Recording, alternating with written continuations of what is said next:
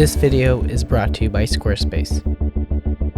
Digital photography will never replace film, but with film prices constantly rising, some film photographers are looking to Fujifilm mirrorless cameras as a cost-efficient alternative to film because of their JPEG film simulation recipes and their amazing color science. The real question is, how close do Fujifilm's JPEGs actually get to replicating the look of film? In this video, we're gonna find out. Get out a pen and a paper or open up a new note on your smartphone and number it from 1 to 24. From there, I'm gonna show you 24 photos, 12 taken with a 35mm film point-and-shoot camera, and 12 shot in JPEG taken with the Fujifilm X100V. It's your job to guess whether each photo is film or digital. Ready? Let's go.